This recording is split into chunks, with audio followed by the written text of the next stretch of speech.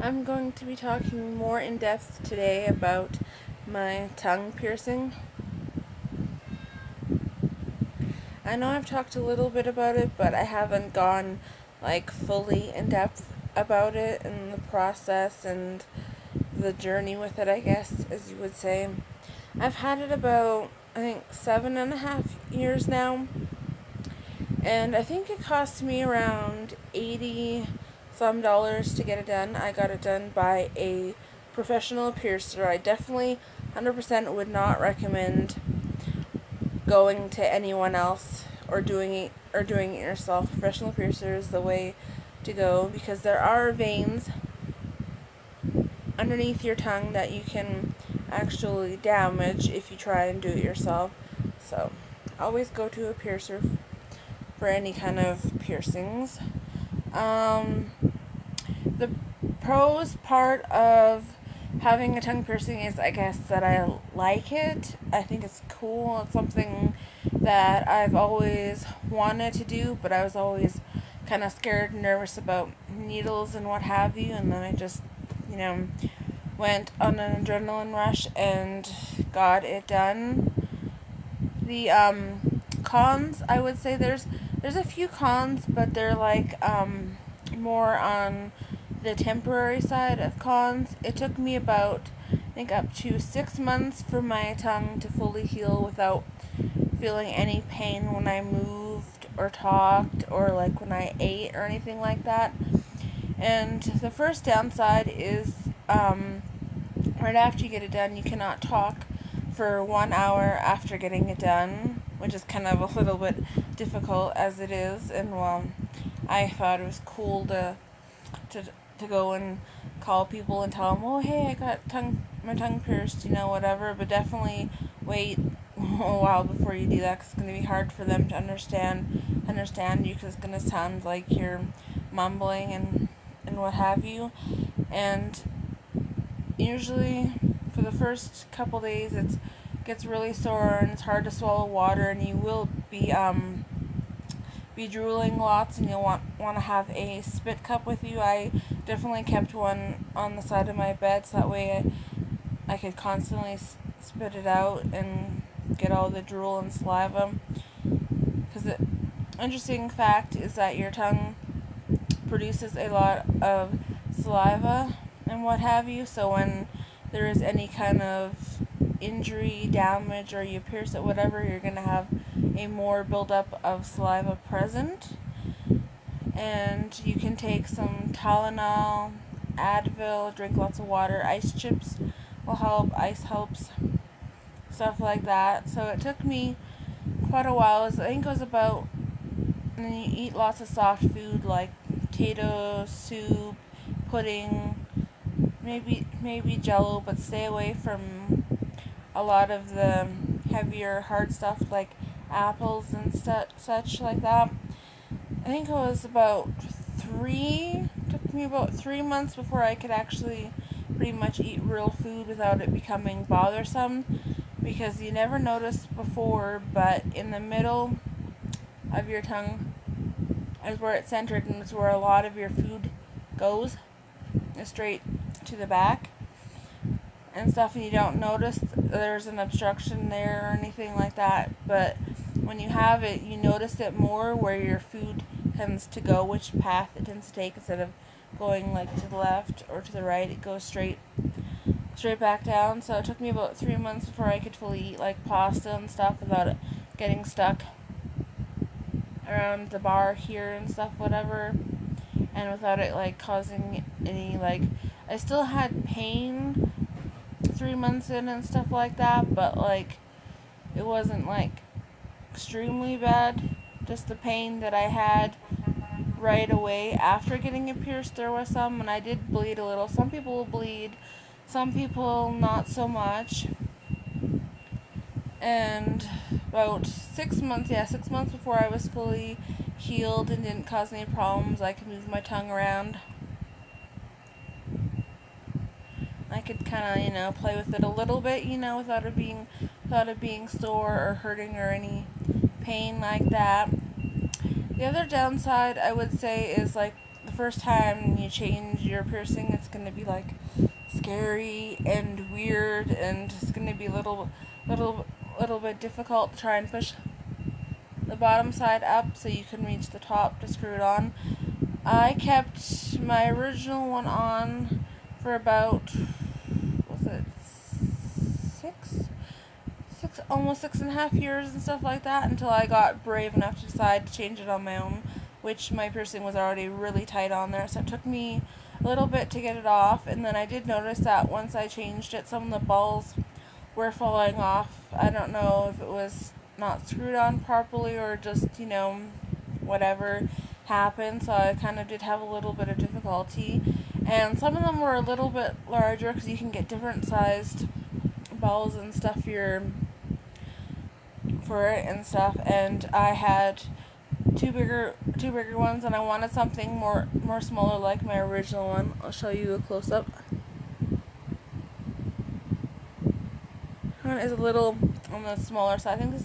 I don't know if this is about as small as you can get, but for my store that they had, it was pretty small, and it doesn't bother me as much, because when I had the bigger one, I felt like the roof of my mouth was getting more irritated, and it just didn't feel comfortable. This one, I can have it in, and sometimes I won't even notice I have it in, and other days I will find that it's more noticeable, and I'll be like, oh yeah, I've got my tongue pierced, kind of notice it feeling more.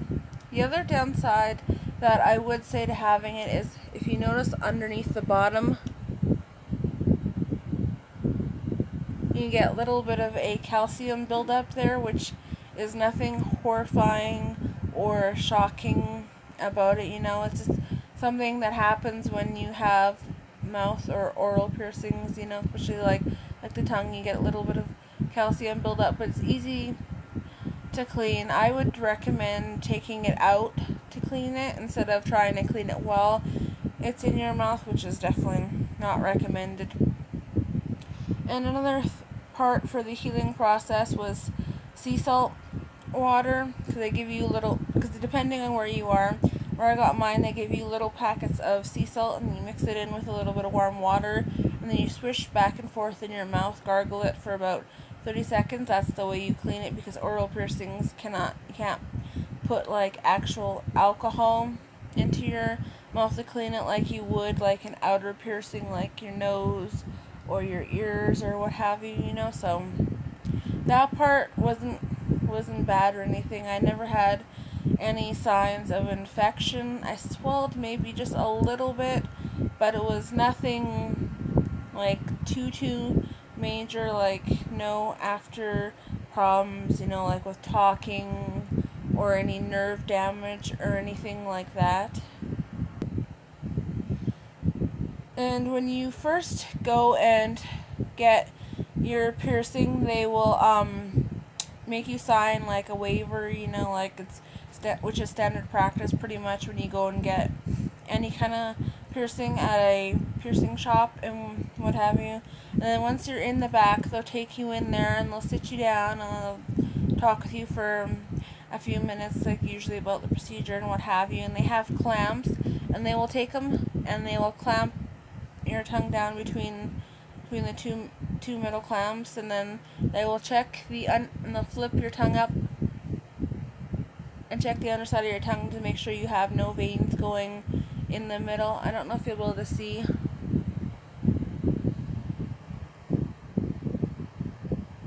But on either side I do have some veins, but like in the middle I don't, so it'll depend on the placement of your tongue, because some might say like, oh, you have veins like in the middle of your tongue, you can't get your tongue pierced or stuff like that. So it's not 100% guarantee when you go there like that you're gonna get your tongue pierced. They can be like, oh yeah, I really want to have my tongue pierced, but if they deem you medically not fit to have a tongue piercing, then it just sucks. But it'll be something you'll have to kind of deal with, because you don't want to cause any nerve damage, because if you cause nerve damage to your tongue, you'll lose the ability to talk or to swallow and stuff like that, and it'll be hard to eat and what have you. So it's best to, stay on the safe side and listen to what your piercer says and any advice that they give you. And then they'll usually give you like some kind of like mouthwash or some kind of alcohol or something to swish with in your mouth to rinse your mouth to keep it clean, because it's harder to do when you have like outer piercings like your nose and stuff like that. They can give you like little alcohol swabs and then put it on there and clean it and stuff, but with your mouth it's a little bit harder, so they usually give you like some kind of mouthwash to do, and then do that for about like 30 seconds, and then you spit out, and then they'll do the whole clamp, and then make sure your tongue is safe to be pierced and whatnot.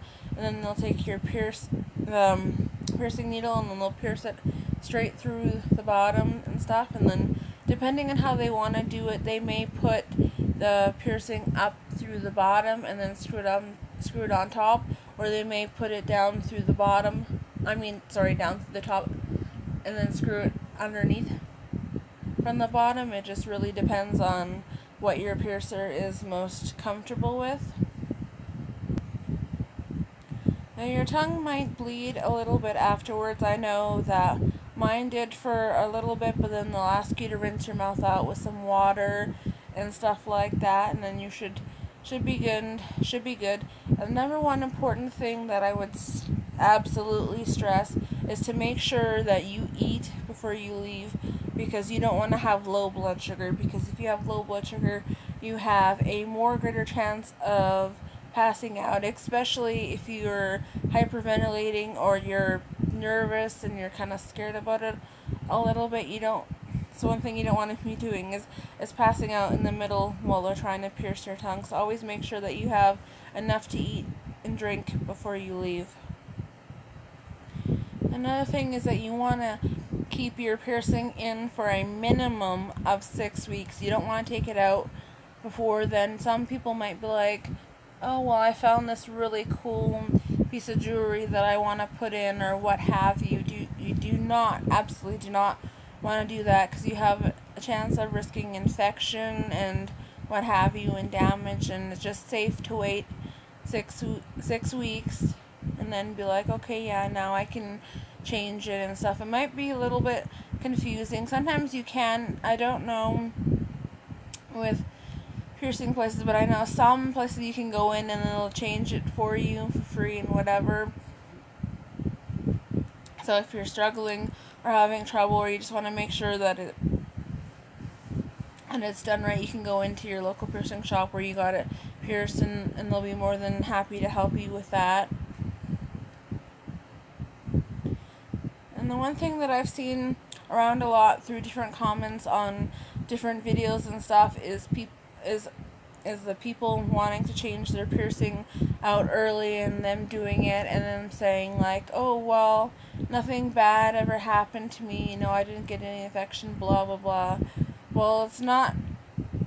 It's like, it's because you got lucky, it just so happened to be that, that you didn't get it, but why bother, like risking that chance of infection, and other stuff happening, it's like if you waited long enough to get the piercing, I'm sure that you can wait 6 weeks to change it out and stuff. I'd rather do it right than do it wrong, and then have to be on, like, go to the hospital or be on meds, or or have to have it redone. It's something definitely don't want to do. And with the type of barbell that you get, you want to absolutely make sure that you get plastic, because if you have plastic or acrylic, because if you have metal, it can be very damaging to your teeth, even though you may think like, oh, well, it's not touching my teeth, or it's not gonna rub up against it, whatever, it can happen, and it can recede your gum line underneath here. It can recede and cause problems, so you definitely want to make sure that you're choosing the right jewelry for your mouth.